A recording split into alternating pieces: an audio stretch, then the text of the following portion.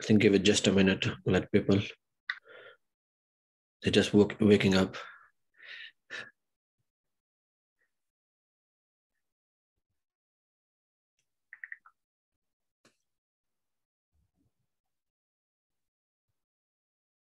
Look, Ikram is rounding, so he should be joining soon.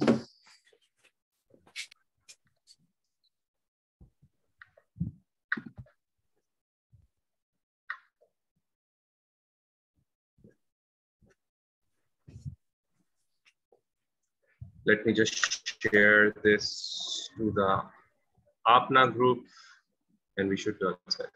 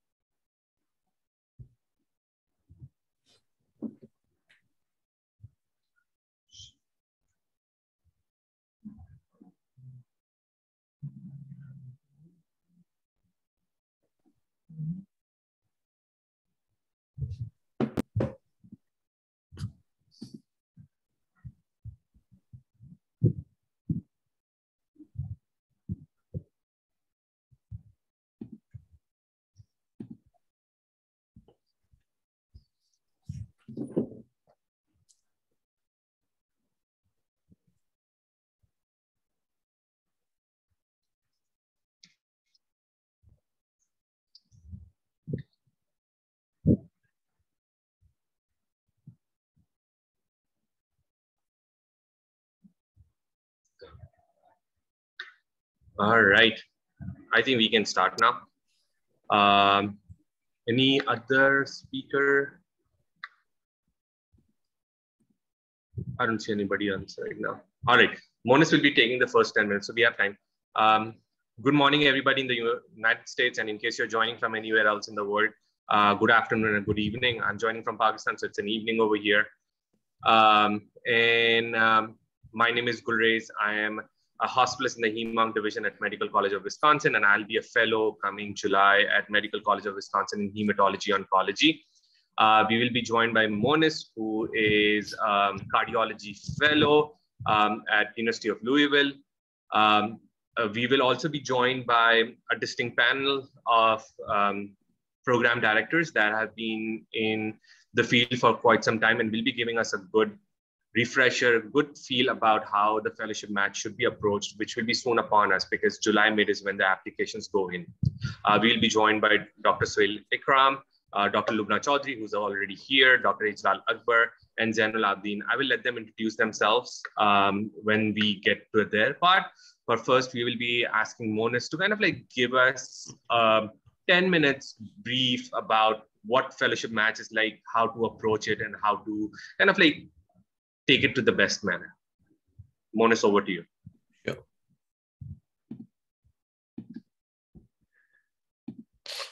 Hi, everyone. I'm Monis. As Gulrez has explained it to you, I'm one of the cardiology fellows at Louisville. So I will be starting my interventional cardiology fellowship from July.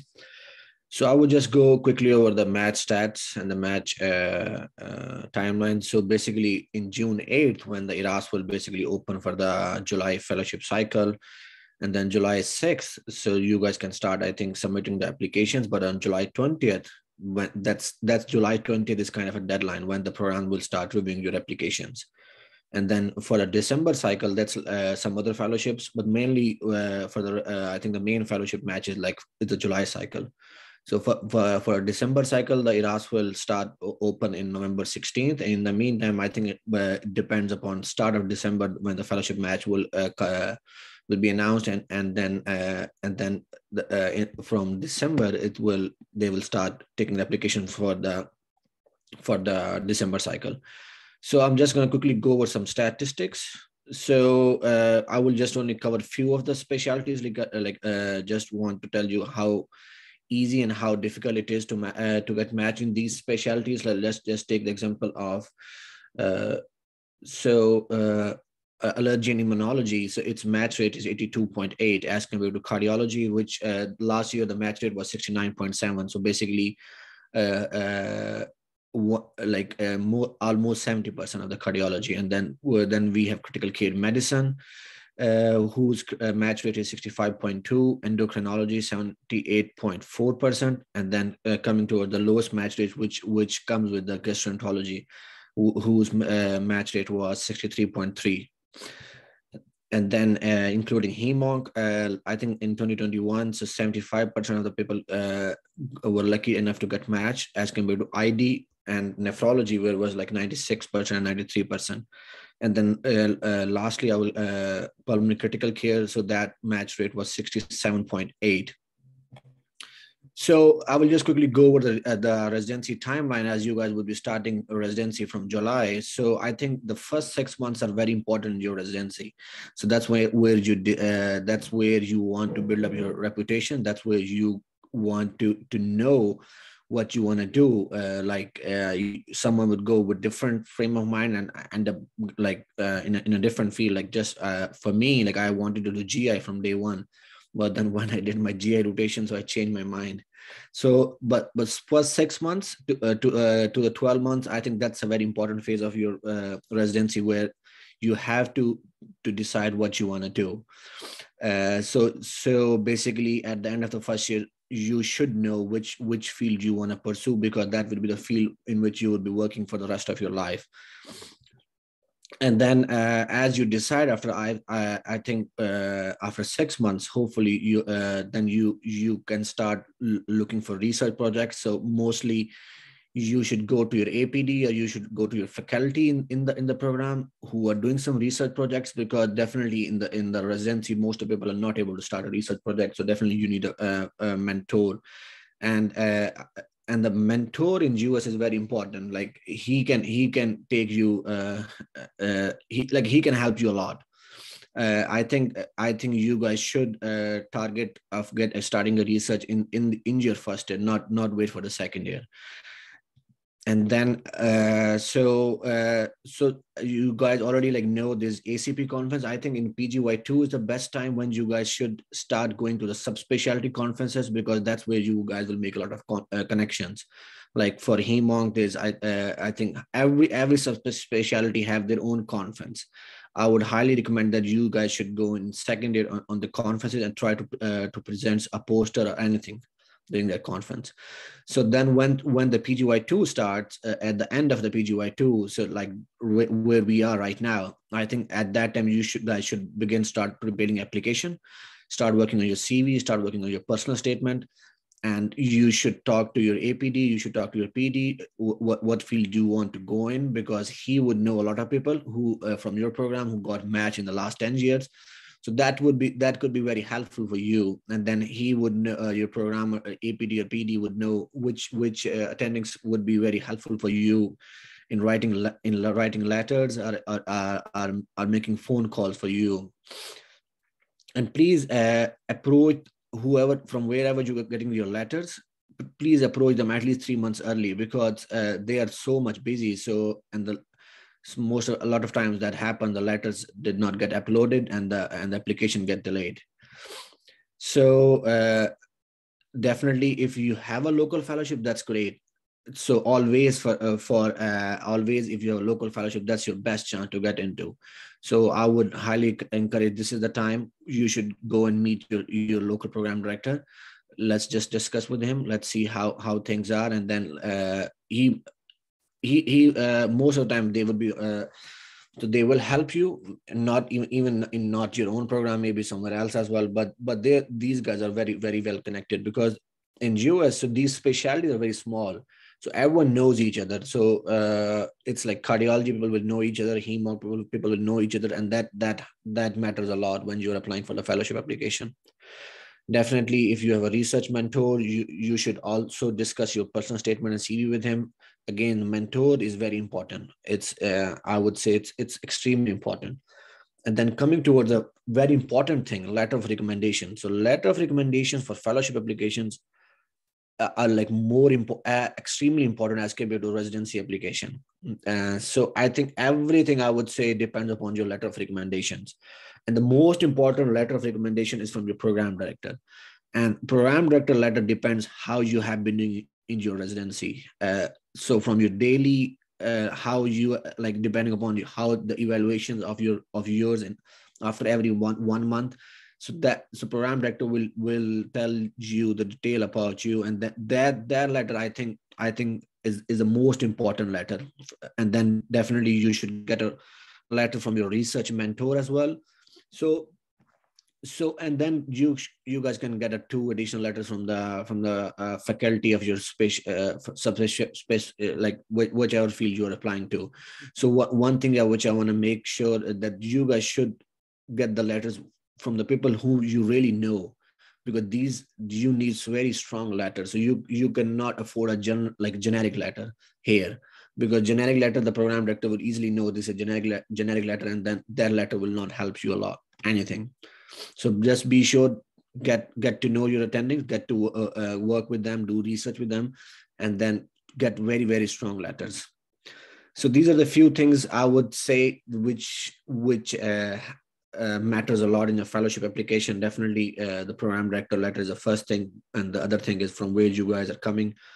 And then you need to do some research just to show the interest in the field. Definitely you and everyone cannot like publish like in big journals in your residency, it's already busy, but you need to do something. You need to do something in your respective field, so that people know that you are really interested in this field. And please don't apply into specialties, because the program director will easily know that this application is for two subspecialties.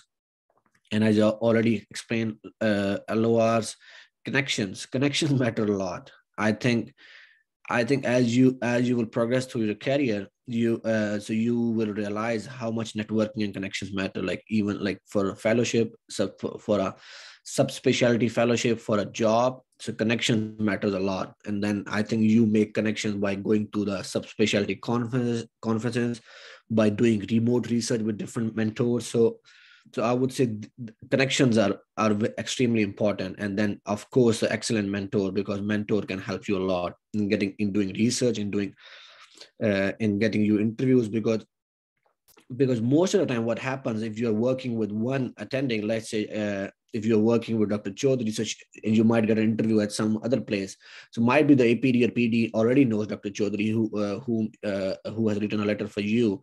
So then that person can reach out to your attending, and that's where the phone call matters a lot. So backup plan. So I will just quickly tell you a little bit of a backup plan. So don't lose hope if you don't get into these fellowships. It's okay.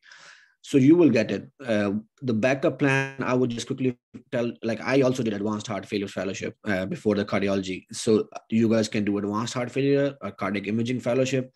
For GI, I think there are options for hepatology as well. And for pulm critical care, some people do the route of going into sleep medicine and then going into the fellowship. And then some people also do hospitalist position, like you will find like cardio hospitalist, GI hospitalist. So that can help you to get into the fellowship as well. But whatever you're getting into, like as a backup plan, just look at the person with whom you will be working, because again, the mentor helps a lot. And then otherwise you guys can do chief year, MBA or MPH as well. That will help to build up your CV as well. So I think I will conclude myself here. This is my son. He's on last Eid. All right, thank you guys. Thank you, Monas, for giving us kind of a refresher. To sum everything up, fellowship match, the application process is very similar to the residency application itself, where you require a personal statement, letter of recommendations, an ERAS CV. You apply early, the match results are early. And what's most important is understand your circumstances, where you're coming from. If you have an in-house fellowship, you definitely have a benefit, you have an advantage. But if you don't, then you have to work really hard. and make sure that you network through this process, whether you do it through research, whether you do it through rotations, or just reach out to people and see if they can guide you through this process. That's the most important thing that one will be needing to go through this process. Briefly, because Mona summed it up in very fast, he saved us a couple of minutes. I can share my experience. I graduated from a community program, did not have in-house fellowships. I did not match when I was a third year. Then I moved to MCW as a hospitalist, worked over there for 3 years, and now I matched into fellowship at MCW. So that's a route that Monis was also kind of like pointing out, and people can pursue if things haven't worked out for you in the third year. But the most important thing is you have to gather yourself up really fast, because these jobs are not easy to find, because these are in high demand. There will be at least 40%, 35% of people who will be going unmatched in these specialities and will be looking for those specialty-based hospitalist jobs. So it's really important for you to keep yourself up, get up really fast, and start working on your CV and applying for those job positions as soon as possible. All right, I think we can start moving towards our APD panel. I will start off with Dr. Chowdhury first. She's an associate professor of medicine and associate program director for hematology oncology, essentially my APD. And she is at Freider Hospital Medical College of Wisconsin. One quick thing is, don't leave questions in the chat. We just don't have that much manpower to follow up on the questions in the chat. In the end, there will be 20 minutes that we'll be giving out to everybody, and you can raise your hand and ask the questions in the end. The questions that I anticipate that the APDs would be answering is, what can distinguish an applicant during the match process is based on your specialty, especially because hem-onc, GI, rheum, cardiology, every specialty is different. So how can a candidate stand out when they're applying? And what are the factors that matter the most at the end of the day for an applicant to get an interview? So I will hand over the mic to you, Dr. Lumna Chowdhury. Thank you, Gulrez. Hello, everyone. Assalamu alaikum. And thank you, Dr. Raza. It was a very good overview. I think you touched on all key points. So I would really agree with what Dr. Raza went over. You know, by the time you're at the end of your first year, you really want to know what your interest is. And it's okay to take time, right? I would share that when I started in first year as a resident, my first choice was cardiology. And then my second choice was pulmonary critical care, and hem-onc was my third choice. But when I did those rotations, I just wanted to be realistic about the work-life balance. I had 2 little kids at that time. And so I thought that hem-onc was something that I was interested in, and that could provide me a little bit of better work-life balance than pulmonary critical care or interventional cardiology that I would have wanted to do. So take your time, because this is a big decision. But by the time you're in your kind of the first year, you really should know, and that way you can approach the specific faculty there. So Gulrez, are we planning to kind of go through different topics and get everyone's input? Would that help? So we can talk about like letters first and get everyone input. It's a very open forum kind of a platform right now. So we can talk about anything at this point. Sure. Most important is that I want to keep time for the questions in the end. So I'm not going to pose any specific questions. Every APD gets 10 minutes, and then we will be opening the question answer session. I can have other panelists, if others are here, kind of introduce them, and we can maybe go in a stepwise approach just so we can cover. So let's say we could talk about letters first and get everyone's opinion. We can talk about you know, personal statement. That's very important too. Yeah. And that way I'm not the only one kind of going through everything, so we can give everyone a chance. 100%. We have like 3-4 topics which are important. So let me introduce Dr. Ijlal Akbar Ali. He is an assistant professor of medicine at Oklahoma University of Oklahoma, and he's an associate PD in GI. And we are still waiting for Dr. Sohail Ikram and Zainul Abdin Asad to join us. So whenever they join us, so you guys can tag team amongst yourself, Dr. Ali and Dr. Chowdhury, and we can just go from there. Dr. Chowdhury can talk about personal statement, Dr. Ali can talk about letter of recommendation, then Dr. Chowdhury can talk about CV, and then Dr. Ali can talk about interviews. Hi, thank you for the introduction. Yeah, I think that should be a good plan because it's a very, very broad topic. And I think if we can divided up, we can answer a lot of the questions preemptively as well.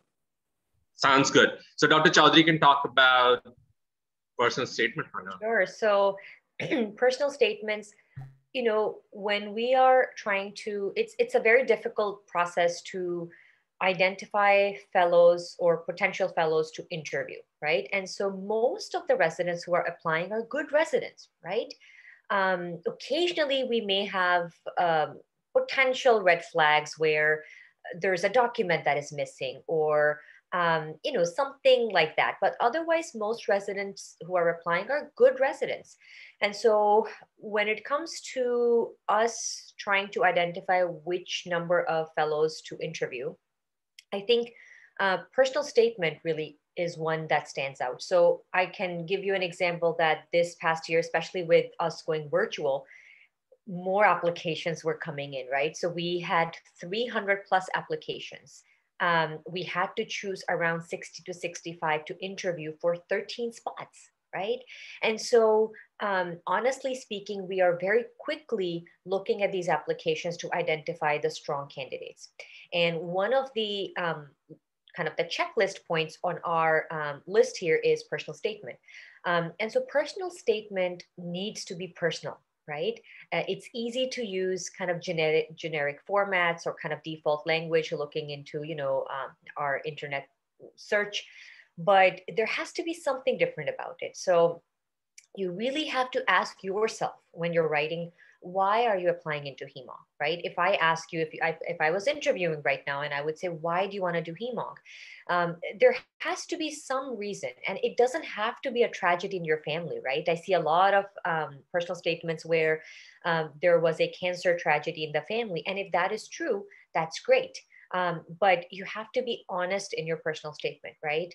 And so if there hasn't been, hopefully, a personal tragedy, it could be something that really inspired you when you were in your residency.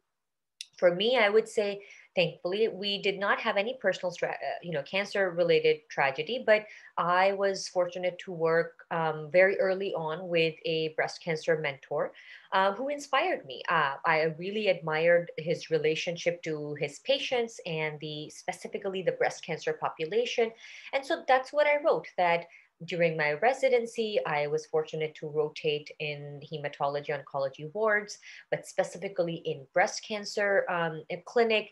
And just that relationship inspired me. So there has to be something which stands out and makes it really personal. So pay attention to those details. Usually it's a 1 page, maybe 1.5 page. So talk about your childhood a little bit, talk about your academic achievements. If there's something relevant in your family that inspired you to become a doctor, you can take some of that that you used in your residency personal statement, but really then expand it to explain why you now want to do this subspecialty. So just pay attention to those details. Thank you so much. That was super helpful.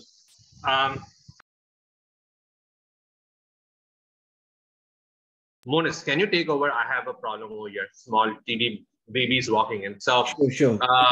Yeah. So do you know how to? So I think Dr. Kram is here. So I'm not sure. I think who is Dr. Ali? Are you gonna talk, or I can ask Dr. Kram? What?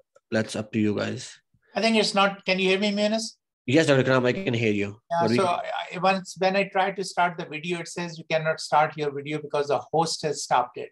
So I think you have Let me just fix that right now, and hopefully you can start the video. Let's just give Dr. Ikram 5 minutes. I think he's in a rush. So you can turn on your video now, Dr. Ikram.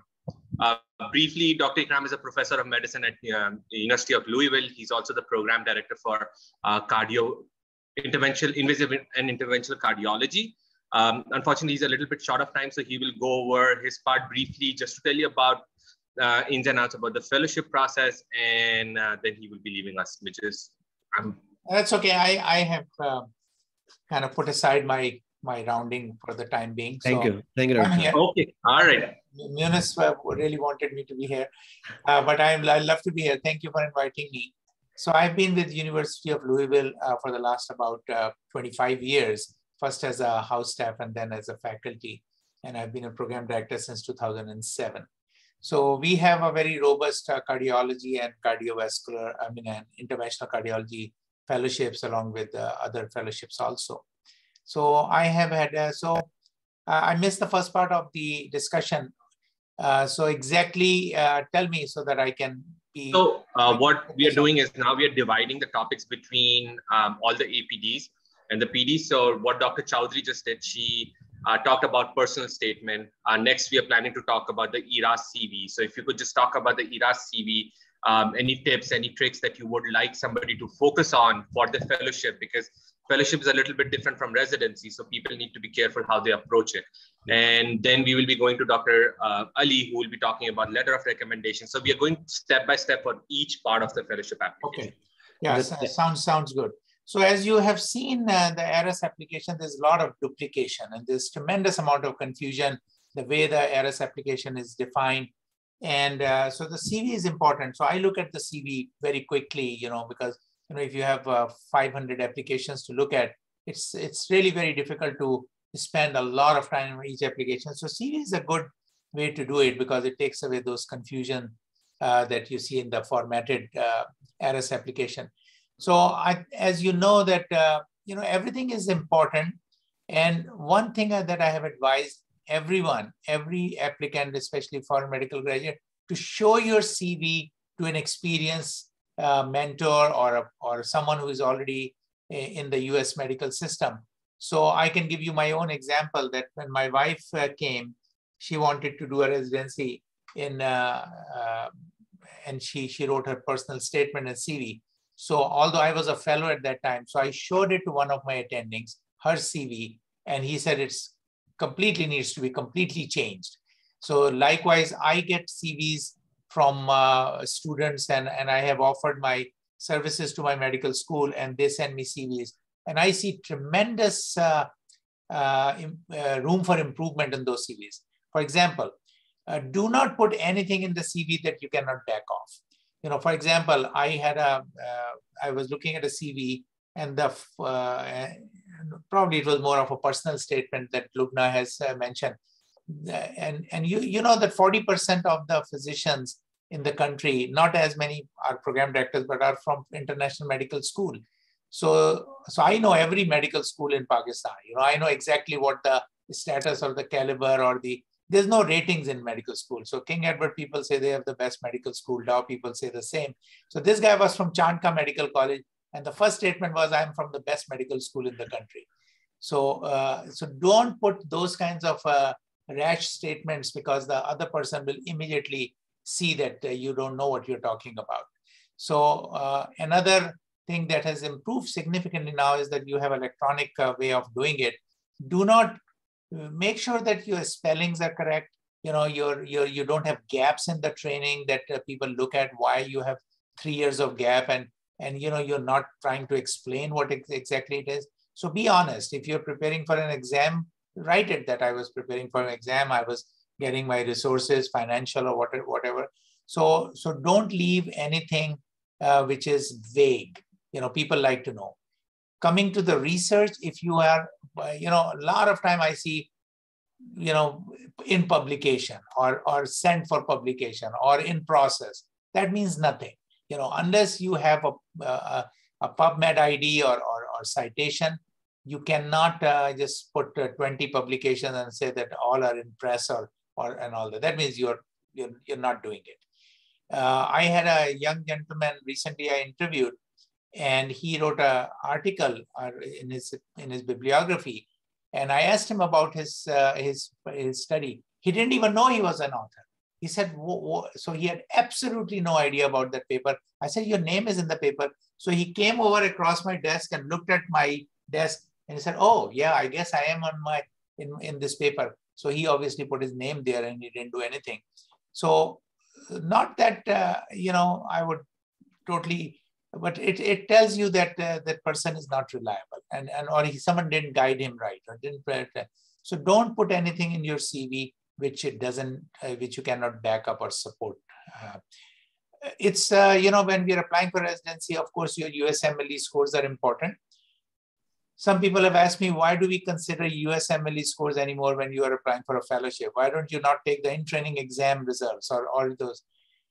The reason for that is that, standardized tests are still very important.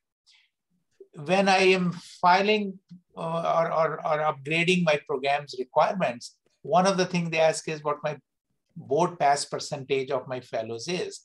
So if my fellows have all done very well in medical school, very well in the USMLE exam in training, they're likely to pass the board, right? Whereas if someone who has struggled through that, they are not likely to pass, you cannot. So standardized exams are important from that aspect, that if you have a consistently good academic record, the chances are that you'll do well subsequently also. So that's why we look at those scores also. Some people look at more than others. But one thing I want to caution all the foreign medical graduates, they're doing away with the basic sciences more and more. They're weighing the clinical step 3 as a subsequent exam, like in training exam. They're giving them more importance because they know it for now, and probably we have told them that we lock ourselves for 1 year in a room and do 20 million questions, and then all of us get 99 percentile in biochemistry, and although we don't know what biochemistry is. So the clinical, I've seen exact opposite. The foreign medical graduates, they score very high in step 1 and 2, and they drastically drop in step 3. Whereas the US graduates are either consistent or they go up on the clinical. So that is why the programs are looking at your step 3 as a more important exam than step 1 and 2. So concentrate on your clinical aspect so you can put that in your CV. And another thing that I would, before I finish, is that whatever you are doing new, or if you have a new publication, upgrade your CV. Keep adding that to your CV so that you are more current and all that. I've seen a lot of people, their publications from 11 years ago, and now no publications in the last 2 years. So they have some value, but obviously not as much as a current paper or something like that. And try to be obviously the first or the corresponding author in most of the publications if you can. But I think one thing I would stress again, that show your CV to some experienced person, maybe a program director or associate program director, and they will immediately tell you what needs to be edited in your CV. And personal statement, like Lubna was saying, that it's very important that I've seen in women, they are coming more, what they do, what the common mistake they do, they start as, I'm from one of the poorest country in the country, in the world, and women are not given their rights. And, I was the only girl in my whole state who used to run in a 100-meter dash in the school. Why are you saying negative things? Do not say negative things. Tell them you're from the best country. Women have equal opportunity. Women have excellent potential to show their skills and their talent. Don't go negative that I was the only one in the whole country. I think those were the salient points I would like to stress on. Thank you so much, Dr. Ikram. So just to summarize what Dr. Chowdhury and Dr. Ikram kind of focused on is, you need to get your CV and your personal statement reviewed by a native English speaking person. We make a lot of typos, which we don't even realize till it is reviewed by somebody who is a native English speaking person. We'll find a lot of colleagues, a lot of mentors, a lot of attendings, a lot of program directors. They will be able to help you with this process, and it will be absolutely fine for you to reach out to them and get their input before you get your application in, because English is not our native language. We are good at it. People get impressed by English, but still in writing, we are not that good. And one of the points that Dr. Ikram kind of pointed out is we don't need to put in negative stuff. Tragedy happens. You can highlight the tragedy, but the problem is, don't emphasize on the tragedy for the half of your personal statement. It should be just a starter, and then you build on it on the positive side of it, what you learned from it and what you gained out of it and what made you a better person or the person you are right now. All right, let's move on to the next topic. I like Dr. Ali to kind of talk about letter of recommendations, its importance in the fellowship match, and what makes a letter a good letter. Thank you, Gulrez. So I think that's a good segue to the letter of recommendations, because I think what makes a good letter of recommendation is something that is very personal A generic letter does not carry as much weight, even if it is from a much bigger person in the field compared to a person who's maybe not as well known, but who wrote a very detailed letter going into intricate details about his work with the candidate. And so that's why I think whenever we ask for letters of recommendations, we need to decide who we're going to be asking for. So one definitely has to come from your internal medicine PD or your whichever specialty you're applying to, their program director. Then you should try to get around about 2 letters from the specialty that you're applying to. So if you're applying to GI, you would want to get maybe 2 letters from people who are in GI. 1 letter preferably who you have worked with in a clinical setting. Maybe you have worked on with them on electives, on an inpatient service. The other letter maybe the person who you have worked on with some more research. And so they can focus on separate things in that way. And then the 4th letter, you can either ask for, if you have access to a lot of GI faculty and maybe you want to get it from them, that's fine. Or you can, because the majority of our time we spend with internal medicine people. So having an internal medicine faculty who's not the program director to write a letter is also very reasonable. So that's what I did for my fellowship application was to have 1 letter from my internal medicine program director, 1 letter from a division chief of rheumatology who I had worked on an inpatient service, and then 2 letters from GI folks that I had worked on a clinical and also from a research perspective. Whenever we ask them for letters, you need to try to ask them way ahead of time. So if you know you're going to be applying for fellowship, okay, try to get them prepared that that you're going to be interested in asking them for a letter, and you should ideally ask them a few months in advance, technically, because it does take a few weeks for them to set aside time to write a good letter for you. Okay, and then there's obviously delays when they're trying to upload the letter as well. And so if you want your letters all to be ready by the time the July 15th or whatever the date is comes around, then you should be trying to get everything sorted beforehand. When you ask them for a letter, you should be sending them your personal statement or a draft of your personal statement, and then also your CV, because they can review your CV, they can review your personal statement, and the personal statement is going to be really helpful for them because they're going to be able to get more insight into why you're applying for GI. Sometimes those conversations don't come up with the people you work with, and so they can reflect on that, and they can be on the same page as what you are on. Some people even go ahead and would even try to draft. I've had mixed experiences with this, but some attendings do want the residents applying to actually draft a letter and then send it to them, which is also fine. You can be pretty praiseworthy and they'll cut out a lot of stuff from there, which is fine. But I think these are all ways that you can try to, ensure that you get a good letter of recommendation. Then the other key point that I'd like to make is that, usually people in the US, if they will write you a letter of recommendation, they're either going to write you a good letter of recommendation, or they're going to write you maybe an average letter of recommendations. But if they don't, if they haven't had a good experience of working with you, they will actually, maybe shy away from giving you a letter of recommendation, or maybe they're going to say that, they might not want to give you a letter. So don't try to force them to give you a letter of recommendation, because you do not want to keep that letter in your application then when you're applying, because they can be very subtle notes that can be very negative, and that can go really against what your whole application stands for. So I would say that the main principal things to focus on is that try to make sure that you ask for them in advance. Try to make sure that you ask for letters from people who you have worked with for maybe more than a month, okay, or at least a month, and you have a very good feedback from them before that. Okay, all these things are going to help in getting you a good letter. I mean, some people are very good letter writers. They're going to write a full page, or 1.5 pages.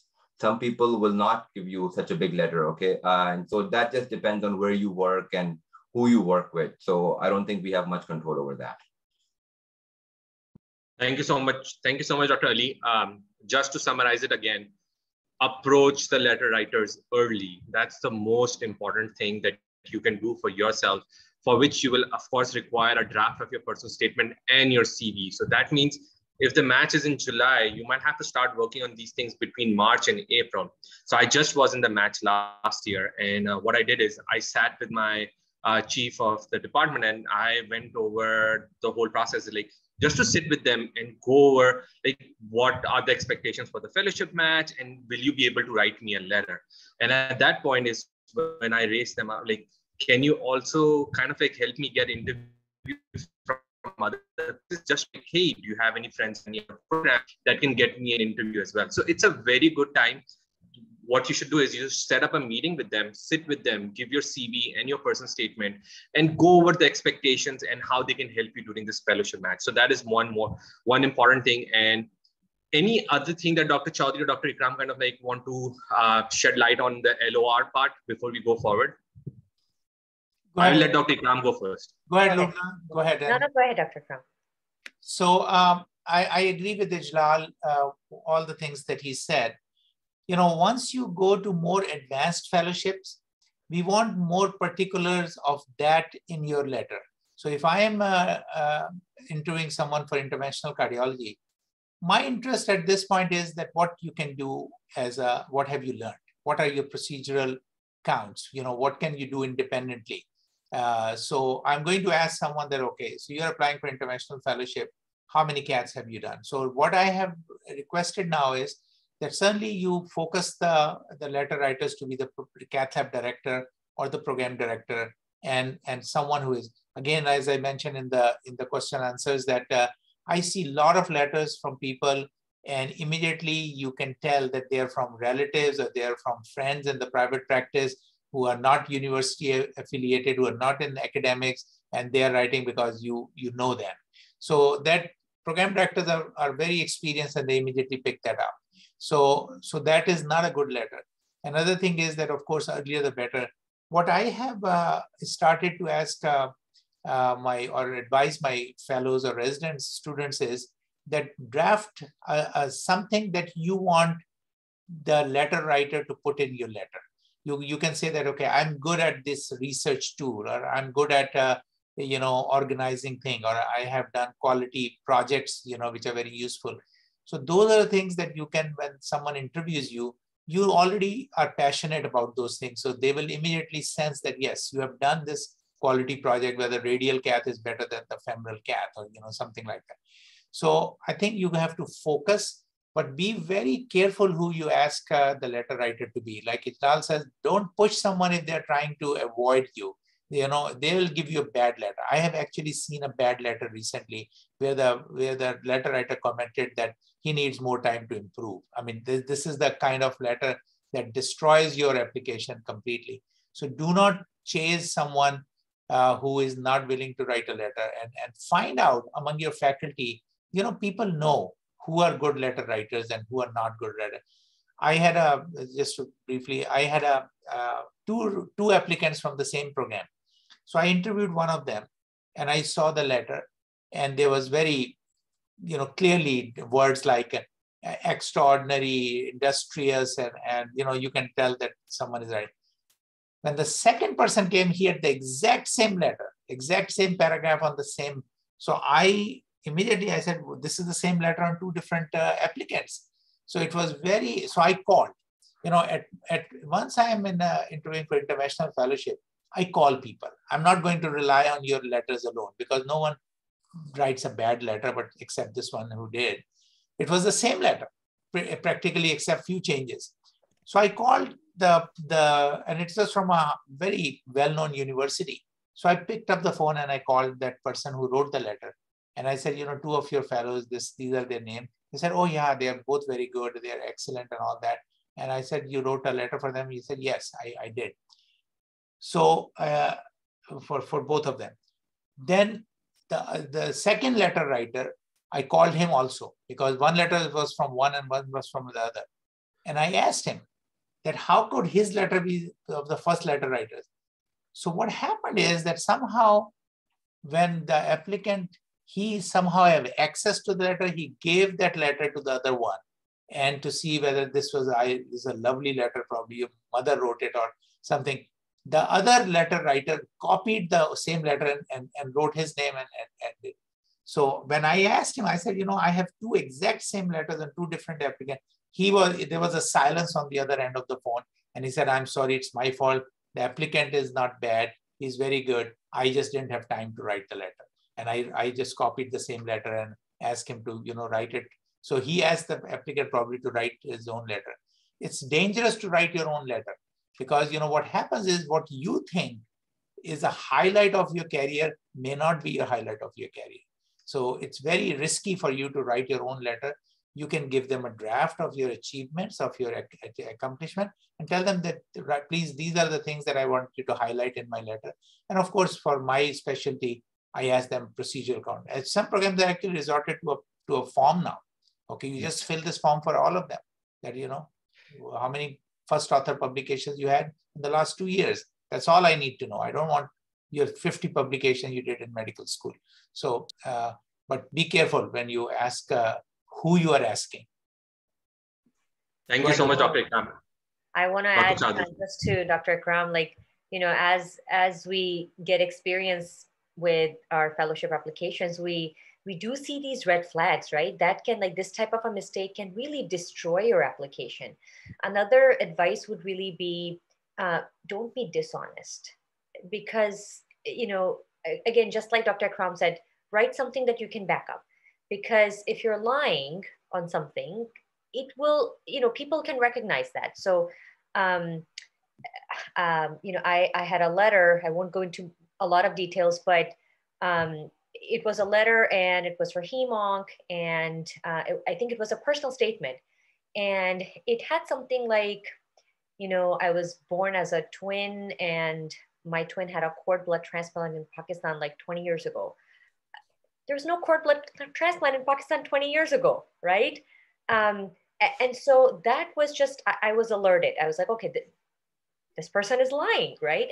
And this was a complete lie just to kind of, again, put in a personal tragedy because you're applying to HEMONC. You don't have to put in a personal tragedy if you're applying to HEMONC because a person who does bone marrow transplant, and I don't do bone marrow transplant, but I'm from Pakistan. I was like, there was no cord blood transplant 20 years ago. This is a relatively new, novel thing, right? And so that was a red flag. I didn't even go further. I said, this person is lying. So don't make that mistake. You just have to be honest. And just like Dr. Ikram said, if there's a gap in your training and you were studying for your boards or, for women, you had a child and things like that, you still have to be honest. You have to explain. Right now, most of the panels are diverse. They're men and women. And in this time and era, everyone is making that effort of being inclusive and acknowledging the challenges that women face. And so if you had a baby and you took a year off, that's okay.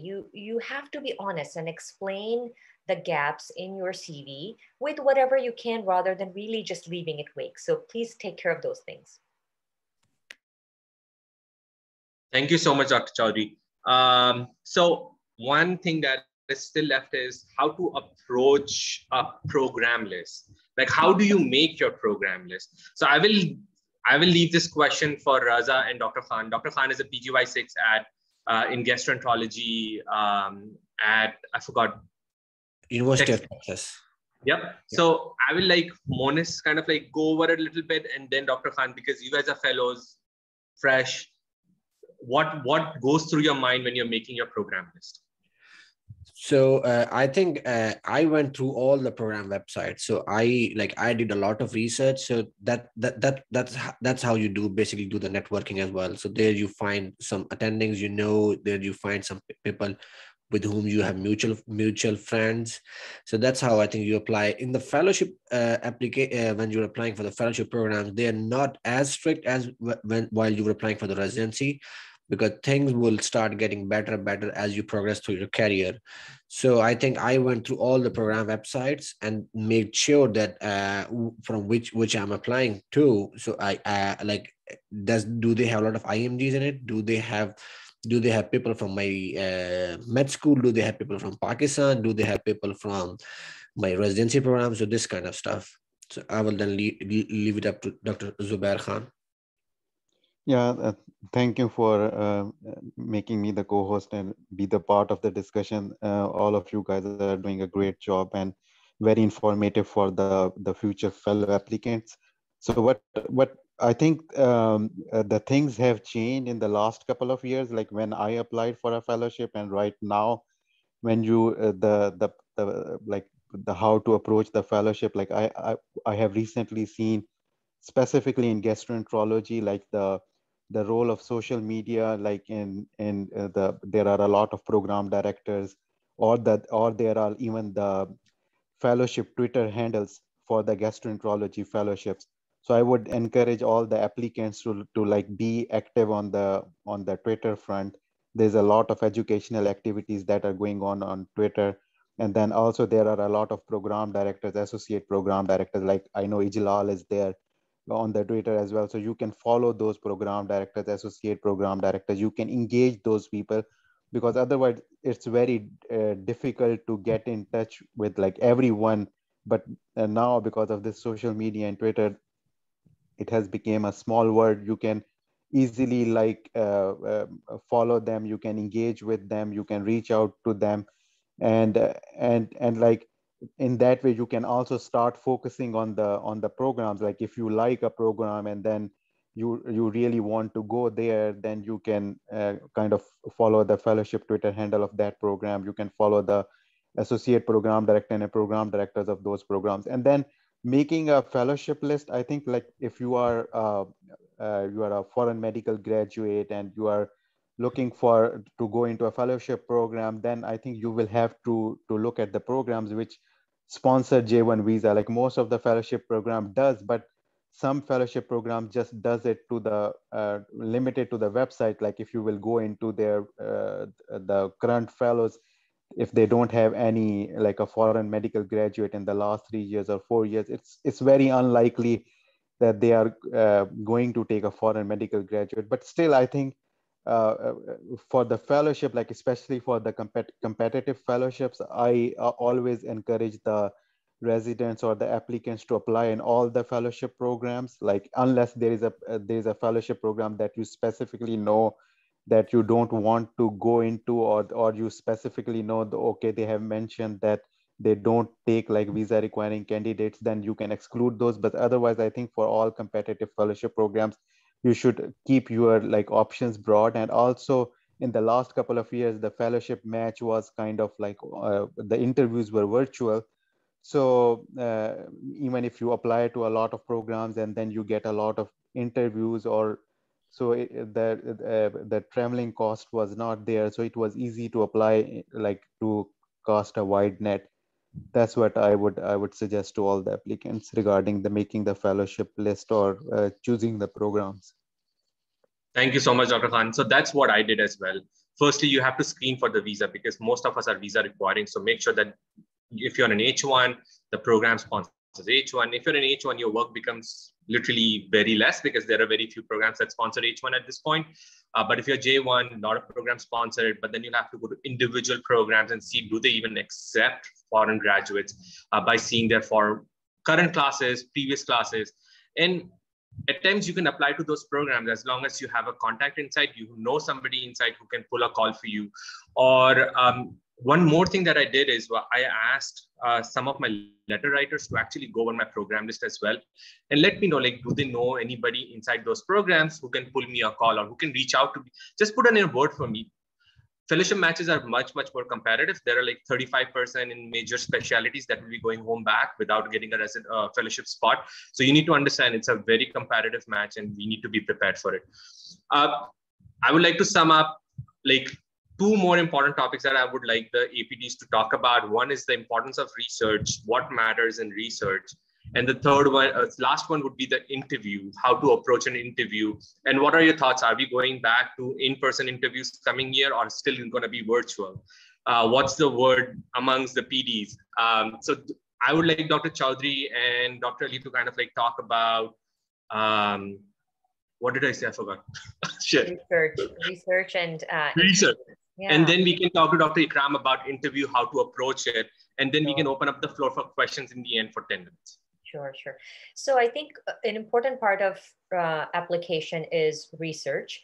And again, there are applications which are from like good, strong academic institutions, and some residents have been very active. And so I have seen applications with like 10, 15 publications, which is great. But if you have a few publications, that's okay too. What would be kind of a negative, in my opinion, because at this point you have been in the US system for 3 years. And so having no publication, at least in my opinion, would be a red flag, which would show that, you were not academically driven enough to have 1 or 2 publications even. So I've seen applications where, okay, scores are good, letters are okay, and 0 publications. And that usually, I mean, it applies to foreign medical graduates, but it also applies to US medical grads where it's a generic application, but there are no publications. That would be a red flag. So early on, again, and it doesn't have to be, your publication doesn't have to be a fellowship specific, especially early on when you're a first year fellow, right? It could be a case report or a conference abstract or a small publication about internal medicine topic. And then, but it should show a trajectory where initially it was more internal medicine stuff, but by the time you're in second year, third year, you're really trying to show that you have developed a focus towards hem-onc. So my couple initial publications were really, internal medicine stuff. But then in second year, I started to work with a breast cancer mentor. And so by the time I was in fellowship, I had publications on, a couple of lymphoma papers, but also breast cancer. So you have to really be proactive and work hard because you've worked hard all this time, right? You left your home country, you're here, you're in residency. By the time you're in fellowship, you have to have at least some publications. Mentor-mentee relationship is important. These faculty members are super busy. You have to send out emails. You have to meet with your mentor and be proactive about, okay, what do I do next? So really work on that. Identify 1 or 2 mentors or people that you can work with. And that way they can guide you on poster presentations, abstracts, a case report, a retrospective chart review. Those are easy to publish. You don't have to have a grant or a prospective 2-year study. You just have to have something published when you're applying to fellowship. I think no publication is a big red flag, in my opinion. Thank you so much, Dr. Ali.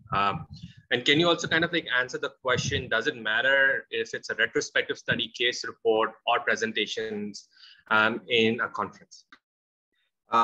Yeah, I agree with everything that Dr. Chaudhary said, that, no research just shows that maybe it's, to be honest, maybe it's you were not motivated or interested enough in that fellowship to make the extra effort to reach out and try to get some publications or some poster presentations at least going. So this is what we would gather from that when you're applying for that. In terms of what kind of research, it does not really matter. Maybe having like 10 case reports and nothing else, maybe, that would look kind of odd, okay?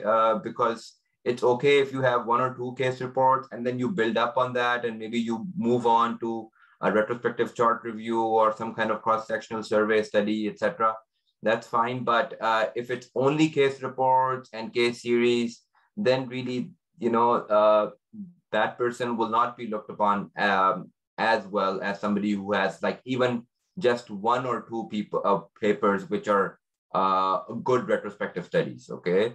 And so a case report is a good stepping stone, but that should not be where you stop, okay? So you should try to go for case reports maybe in your intern year, but then when you are trying to apply for fellowship, maybe the fellowship project or your main project in second year should be geared towards that fellowship. Okay. Then the other things that we do look at is that, what is the conversion rate if you're trying to convert from poster presentations to publications as well. And so if you have a lot of poster publications in conferences, but you don't have any actual published PubMed index papers, okay, that also is something we would look at, that, what is the conversion rate for these applicants. So try to improve that as well. Instead of like picking up more projects and having a lot of projects in your pipeline, try to stick with like 2 or 3 projects, but get them to the end.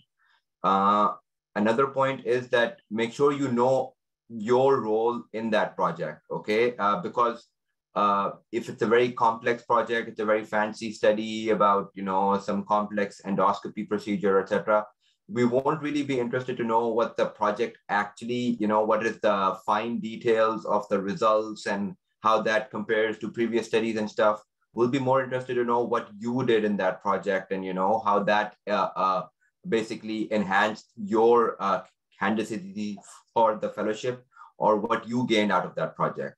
So, and if we get an answer that says that, oh, I was involved in, this or that, but you don't know the specifics of the project that you did, that will raise a flag that maybe, you weren't really involved that well in the project. And maybe you just have it on your CV, like Dr. Ikram said before, that you might not even know about it. So make sure you know your whole paper, but make sure you also know what you did in there, and try to have like a brief blurb that you can say about what you did in the project. Thank you so much, Dr. Ali. One question from Dr. Chaudhary before we move towards Dr. Ikram to talk about interview. Does authorship matter, like being first, second, third? Does that carry any weightage in the rank order list process? It does. So I think it's okay to have a mix, but first author is first author, right? So let's say there's an application where, we don't expect you to be last author at this point, right? You're a trainee. But if you have 4 publications and you're a middle author in all 4, that means that you were not the kind of the driver of any of these projects. These were not your projects. We have been through training. We understand and know that residents and fellows work together, and to help each other out, if one fellow or a resident is working on a chart review, another resident would help with that chart review too, but the first author is doing most of the job, right? And so I think if there are like 3, 4, 5 publications and none of them are first author, that would be looked at. But if you have 1 or 2 first author and then others you are kind of middle author, that's fine too. And again, you need to know and be able to explain what your role was and what was the gist of the study, right? It would really look bad in the interview, or at some point if you're being asked, okay, tell me about this paper, and you were a middle author and you had no clue, right? So those are important things to know. Thank you so much, Dr. Chaudhary and Dr. Ali. Dr. Ikram, what are the things that you're looking at a candidate when he's interviewing with you? And do you think we are moving back to in-person interviews, or it's still going to be virtual this year? Before I do that, a couple of points about research. Again, you have to know your paper, and it's good to be the first author. We see sometimes 15 publications and you're always the second, and there's a first author is always the same person. So that means that, someone is holding your hand and you are the second author in every paper and they are the first author in every paper. So try to be politely tell your mentor that, you are spearheading this project and you would like to be the first author, and they can be the corresponding author, of course, being a senior faculty. So that's one thing. Another thing that I have found useful and give me a second, please. So is that if you can learn some research tools while you are doing your residency or fellowship, or you have time to do an elective in research. For example, if you know how to grow cells, or how to do an echocardiogram on a small animal like a rabbit or a rat, those skills that you learn in the research tools, that tells the interviewer that you have gone beyond just publishing a paper, but you have gone to learn some research tools also. That will always help you if you know how to, or if you are very good in statistics and you are very good, in analyzing papers. So I think those are, in addition to your thing, are important. Now, so far as so your question is how interview process. Interview process. What do you look for a candidate? What are I they think supposed to the talk Zoom about? and the virtual interviews are here to stay, but people still like face-to-face interviews. Hopefully, inshallah, we'll be over with this pandemic, and then we can see, because it tells you a lot about the person when you're seeing them. I personally, I'm a visual kind of a person. I want to see, how the person is talking and how they are presenting themselves. So if given an option, I would like to meet that person also. But I understand there, cost issues involved with that, and then more people you can work. So I think virtual and face-to-face will both be together. And I think we may have a situation, a hybrid kind of a process where we may virtually interview 10 people and have face-to-face with 10 people who can travel, so we can give them an option. But I think Zoom and or virtual is here to stay. What I see in an interview is basically an applicant is everything, you can Google that, you should obviously dress nicely, you should talk nicely, and again, you should back up everything. You should be able to back up and know about your program. So a person who comes in and, recently we had an applicant who came in and he asked the chief of the medicine, chief of cardiology, what are the good restaurants in Louisville, Kentucky? So that is not a thing you ask your main chief of cardiology. That means you don't know anything about Louisville, Kentucky, and you don't know where Kentucky Derby is. So you need to know about the city, you need to know about the program, do your due diligence and reading the website. So when a person comes in, I ask this question, do you have any connection to Louisville? And most of them will say, yeah, I know Dr. Muniz there, he's calling me. So, but have some connection if you can, or if you don't have any connection to that city or that state, then learn about that program so that, you're intelligent, that, you know how many hospitals you have to go to, how many people are there, and find out from the people who are already in the program, seek out some people, they can tell you more about the program. So I think when you come confident, you're nicely dressed, you're looking into people's, you're making eye contacts, you're smiling a little bit, and all those things are important, that, the message you carry. And let the other person talk also. We have had applicants who non-stop, go and you're just listening, and you're saying, this guy is going to drive everyone crazy in the first month of CCU rotation. So be, focused and let the other person talk more. The more you talk, the more mistakes you're going to make. So don't get into that. So again, be confident, be honest, be polite, don't be in a hurry, and know about the program. And those are very important. And, we all have read your personal statements, and we have seen your CV, and we have seen your publications and all that. Now it's the time to cash in into those attributes that you have worked so hard. And one thing is, the post-interview is that it's a good idea to send an email, and but don't send an email every day, and don't badger the nurses or the coordinator of the program, because she will come and tell me that this guy is calling me in the morning, in the afternoon, in the evening, when are the results are going to be announced for the position. Don't do that. It will just create a negative impact. So one nice thank you email and your interest is all that you need to do. And so recently, one of the applicants I interviewed, I got a call from him a few weeks ago. He wants to take me to a dinner, and I said, no, sorry, you're a very good applicant, but obviously politely I declined. So don't make those kinds of mistakes, that you're not trying to overdo things. You just do what you are, And I think that's all that is what is important. And you know, one thing I've seen, that some people think that I'm the program director, so I can get you in any program I like to, because I have so much, you know, clout in the division. It doesn't work like that. Actually, many of the program directors listen to the fellows and the students more than they listen to the faculty.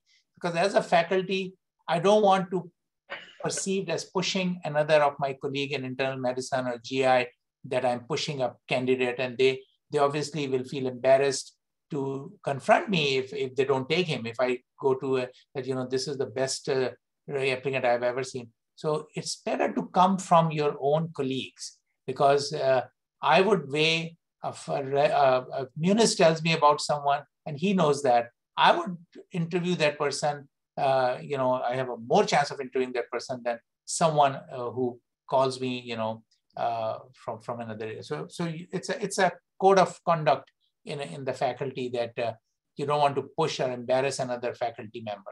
So be careful about those things. But you know, like everyone said, that be yourself. Thank you so much, Dr. Ikram. It's almost 10 minutes past an hour right now. What I would do is I will open up the platform to people ask questions. We'll be taking 5 questions so that we can be respectful of others' time.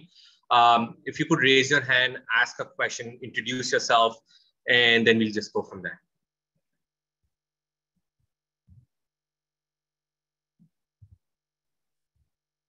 While people are thinking about questions, 3 more important things that are left out of your application is a photo, which you can get done anywhere, MSP, which you can upload yourself, and your USMLE transcripts, which will be automatically released as soon as you pay that $80 fee.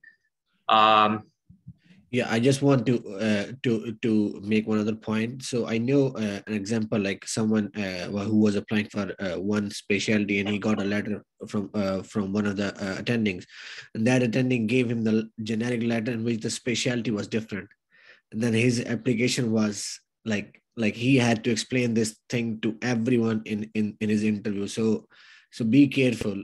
So when you are asking someone, make sure that you really know that person, and make sure that that person is giving you a really good personalized letter.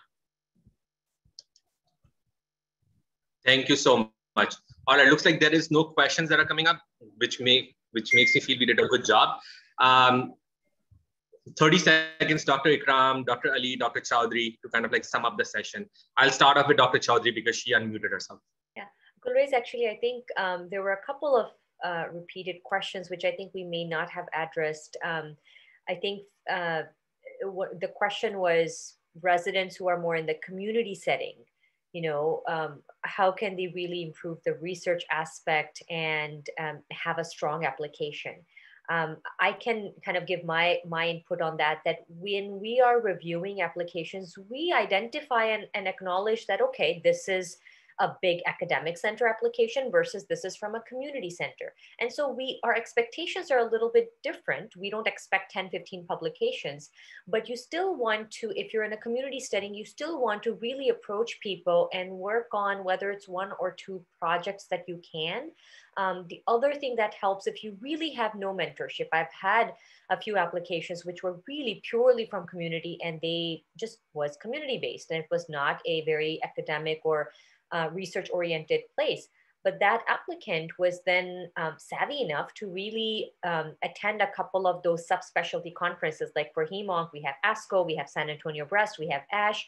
That applicant attended a couple of those conferences, met with a couple of offsite people, and just really worked hard and had offsite mentorship and offsite projects, which is a really good thing to see. If that really shows motivation, that this person was interested and motivated enough to find offsite mentorship. But if that's a lot, that can't be achieved, at least within the grasp of your community practice, you still case report, a poster presentation, something, and those are ACGMA requirements. So you have to have at least a couple of presentations. So do what you can and be prepared to explain that I was from a small practice, and this is the resources that I had, and now I'm looking to build on that, and that's why I'm applying to your academic institution to really get that mentorship that I'm looking for. Thank you so much, Dr. Chowdhury. We have Midat Lakhani who has a question. You can unmute us. I think it should work. Yep. Hi, good morning. My name is Madhav Lakhani. I'm currently a third-year IM resident, and I think Dr. Chaudhary kind of answered my question. So my choice going forwards is to apply to a pump crit program, but for next year, my program has offered me a chief spot. It's a small community. It's a brand new community program. We are the first graduating class. So does that work more in my favor, having a chief year on my record, or do I find an academic hospitalist spot for next year? I think chief year is really looked at positively. I'll have others comment as well, but chief year means you were so good academically within your program that you were offered a chief year. So the list of things that we look at in addition to scores and letters and publications, a person who is chief gets kind of an extra, okay, this person was a chief. So if your question is chief versus hospitalist, I would say chief year would be looked at more favorably. Awesome, thank you. Yeah, I agree that, can you hear me, Midhat? Yes. So it's a two-edged sword actually, sometimes. What happens is that if you are going for a chief year, but you know exactly what you are going to do after that, because you'll be, obviously spending an extra year, or maybe within your third year, you may be the chief resident. That's actually better if you are, while you are an internal medicine resident and they give you the third year. In some programs, they do that, they make you a chief. But if you're going to do an extra year, I have seen many people waste that year of a chief resident and just making schedules for the rest of the residency program and not doing anything. But if you want to use that chief year, not just in name, but if you can generate some publications, do some work towards a fellowship, that's useful. So remember that you can do that. It's not a bad idea that if, say, you have narrowed down, say, 5 programs and you want to go do a fellowship, you can write to all those program directors and those programs that, I have been offered a chief year, but I would like to, apply to the program, and what would be my chances of, based on my application, that, I would rather be applying. So some people may give you an advice in that regard, that you can tell them that you have been offered a chief year. They may say, great, go and take the chief year and then apply. But some people may say, no, you can just apply now, and then we are going to look at your current status. So it can be both ways. So make sure that if you are offered a chief year, you do something in that year which is geared towards your fellowship. That makes amazing. That sounds amazing. Thank you so much. Thank you, Midhat. Again, there was a question in the chat that was asked as like, what if I go unmatched in my third year? And that's what I kind of like shone some light upon is you need to get your CV up to a point where you will be a matchable candidate again. What I did is I became a hospitalist in the Hem-Onc division. I literally worked in the same division where I was hoping to match in the future. So I was literally working with the people that will help me go forward. So that's what matters the most, is like what you do with the time that you have in your hand at this point. It is not looked upon you if you did a few years of hospitalist, if you did a chief year. Thing is, what you did during that year matters the most. Did you publish more? Did you gain experience into the field more? Did you make contacts more? Did you present more? Or general stuff like became part of the committees in the division, did some more academic stuff. So these are the things that matter at the end of the day. All right, let's just sum this up because it's almost 90 minutes at this point. Dr. Ikram, 30 seconds, anything that you would like the people to be aware of, any tips, any last minute thoughts? Have faith in your capabilities and have faith in Allah that, you have come this far. So inshallah, you will succeed as long as you're honest and you're focused. And like I mentioned again, just don't be a judge of your own application. Let someone else judge it. That I see again and again that it takes you. So show all your papers to someone more experienced. Thank you so much, Dr. Ali.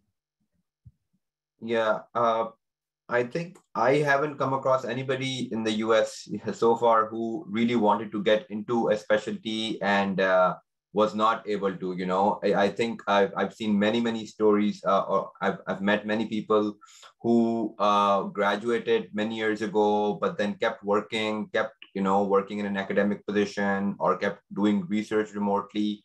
And then maybe 4 years, 3 years afterwards, after some extra fellowships, were able to get into their fellowship of choice, you know. So it's all about persistence. It's not if you don't match in your first go, that does not mean that you'll never be able to get into that specialty. You can always get into that specialty. It just depends on how hard you're willing to work for that. For GI specifically, it's not just hepatology that you can do. You have options of doing motility fellowships for a year. You have an option for doing obesity fellowship. There's also a nutrition fellowship that some programs offer as well. And all these fellowships can offer different perspectives when you're applying for fellowship afterwards to GI specifically, so that can make you stand out. And the last thing would be that also consider doing some volunteer activities, you know, that can add to your CV when you're applying. So there's always colon cancer awareness walks going on. There's always these support groups for Crohn's and IBD patients from the Crohn's and Colitis Foundation, and all these other societies that you can join and help out in a social setting. And so that just gives you another dimension to your personality, and also helps with your CV as well. Yeah. So can I just like add for the backup for cardiology? So I also did like advanced heart failure fellowship. So I didn't match the first time. So there are a couple of options: advanced heart failure, like cardiac imaging for the cardiology. So when you are choosing these backup options, so I think I would say look at the program where you're going into. So like, let's say if I had the option of doing a heart failure at Hopkins versus Louisville, so Hopkins would never have taken me in cardiology, right? So I have to be honest. But I came to Louisville, so I got a really good mentorship with Dr. Kram and Dr. Burke. So I was fortunate enough to get a pre-med this time. I didn't go for any interview, so they just gave me the pre-med. So I would say look at the program where you're going into. And the other thing is, yes, you can do cardiac imaging and then there are some cardiac research fellowships as well. Thank you, Monis. Dr. Chaudhary, 30 seconds. I will just agree with everything that was said.